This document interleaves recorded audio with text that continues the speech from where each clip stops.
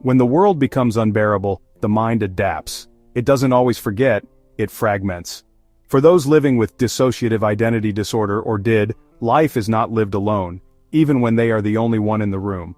This is not a story of madness, this is a story of survival. These are the fractured lives learning to heal, one voice, one memory, one self at a time. DID is not just about having different personalities. It's a response to trauma so severe, so persistent, that the mind can't integrate the experience into one narrative self. So it creates many. These identities, called alters, aren't figments of imagination. They have their own memories, voices, even physical differences in posture and handwriting. Each carries something the others could not. There's often a child alter who holds the abuse memories, a protector who carries anger or defends the system, an internal caretaker, even alters who are unaware of each other. They all serve a purpose. People with DID may not be aware of their alters. Some live years, even decades, undiagnosed. They might be diagnosed with depression, anxiety, or borderline personality disorder first. What's often missed is the fragmentation underneath, the sense that their life is being lived in pieces. Diagnosis is a turning point, not an ending. It's the beginning of understanding, of cooperation, of healing. Dissociation is a mental process where thoughts, feelings, or memories become disconnected from conscious awareness. In DID, that protective instinct becomes structural. The personality itself fragments to manage the pain. Think of the brain as a bookshelf. In a typical mind, experiences are filed in order. In DID, the shelf breaks and the books scatter. Each identity or alter ends up holding different parts of the story. DID isn't rare, it's just rarely recognized. Experts estimate that about 1.5% of the population meets diagnostic criteria, more than schizophrenia. But stigma and media stereotypes keep many in hiding. Switching can be subtle or overt. Some alters have full control.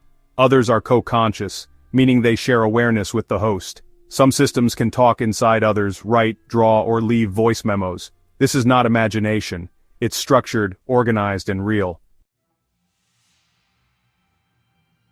I don't remember most of my childhood, but Willow does. She's 6. She loves frogs and glitter. But she also remembers the screaming, the bruises, the silence. When I couldn't take it, she did. For years, I just thought I had blackouts. I'd zone out, come to hours later. I thought I was just dissociating, which I was, but it was deeper than that. When I found journal entries in different handwriting, I panicked. Then I found one that said, "We're trying to help you, please don't be afraid, B." We didn't start using the word system until a therapist introduced it. Before that, I just called them the voices in my head, or the ones who take over.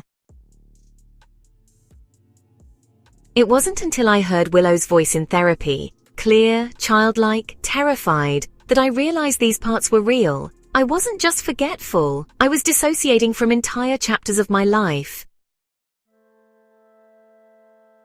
The day Willow told me about the closet, I sobbed. It was like finding out I'd left part of myself in the dark for 25 years.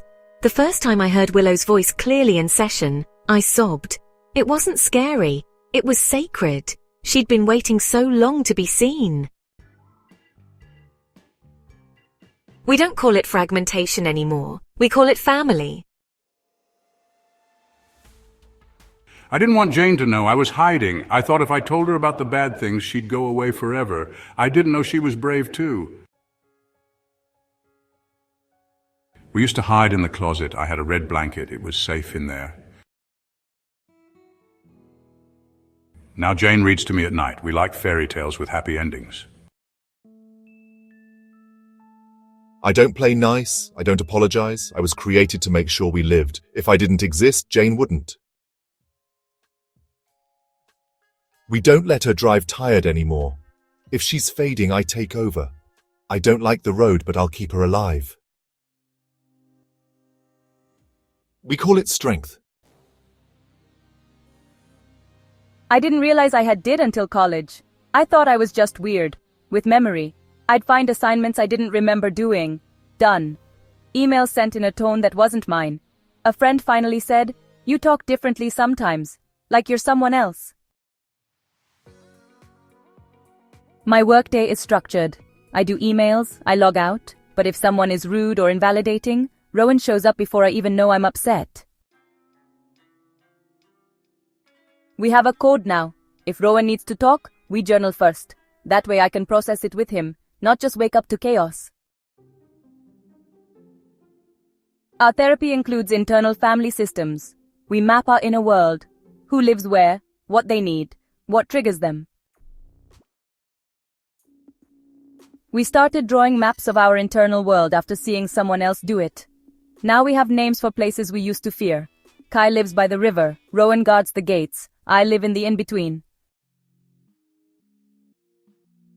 There's no cure for being many, but there is comfort, and connection, and the right to exist. That was me. I show up when someone's disrespecting us. Lee's too soft sometimes. I'm not. They weren't ready to hear from me at first. I'd leave them notes like, "You need to stop letting people walk all over us." Eventually I had to step in directly.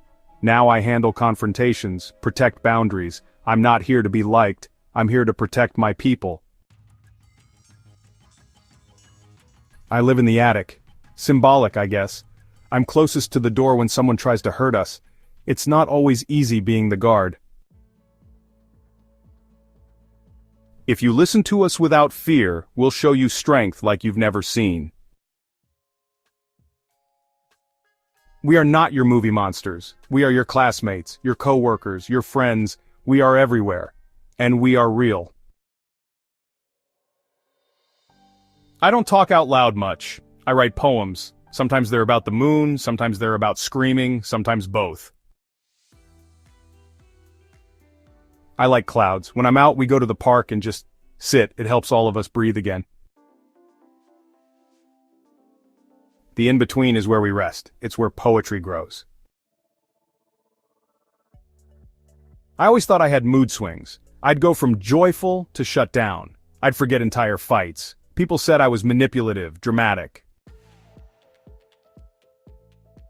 Then one day in therapy, my therapist asked a question and I just froze and Cass came out.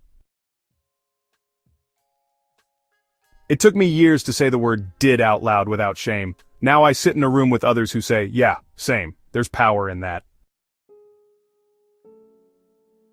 For most of my life, I thought healing meant becoming normal. Now I know it means becoming whole, whether that's one voice or 20. The world told me to hide. Now I teach others how to unhide, how to speak, how to stay, how to be many without apology. I just wanted someone to believe us, that it wasn't our fault, that we weren't broken. I didn't mean to scare anyone, I had things to say, and she couldn't hear me unless I said them out loud. No one ever asked me how I felt before. Even now, it's hard to take up space. People ask, "How do you know it's not made up?" And I want to scream. No one asks that when someone loses memory from trauma. But because we have names, voices, handwriting, it scares them. We are not a broken mirror, we are stained glass. Pain made us, but light passes through and it's beautiful. We are not lost, we are rediscovered. Every altar formed for a reason. They're not here to sabotage the host. They showed up to protect, to feel, to witness when the host couldn't. Our goal isn't to erase them, it's to build dialogue, trust, to bring the internal system into harmony. Therapeutic outcomes improve when systems feel seen, not pathologized. Support groups, psychoeducation, and affirming spaces are just as important as individual therapy. Media has done irreparable harm in how it portrays DID. The idea that people with DID are violent or manipulative is false and dangerous. It creates fear instead of compassion, suspicion instead of support. The stigma around DID is often more harmful than the disorder itself. It silences survivors. It discredits their healing. It drives people into isolation. Healing doesn't mean erasing parts. It means welcoming them. When systems move toward internal cooperation, they begin to experience peace. Some integrate over time, meaning parts merge into a cohesive self. Others choose to remain plural, living in harmony. We don't cure DID. We support integration of memory, emotion, safety. And when systems find that safety, their world transforms. The prognosis for people with DIID is not bleak. With trauma-informed therapy, secure housing, stable relationships, and social support, many systems thrive. Thriving doesn't mean pretending to be one person. It means being safe enough to be many. To live with DID is not to lose oneself, it is to carry multitudes, and to return over and over again to wholeness, with every name, every memory, every voice held in love. DID is not a tragedy. It is a testimony to the human mind's infinite capacity for survival, and healing begins with listening. You are real, you are not broken, you are not alone.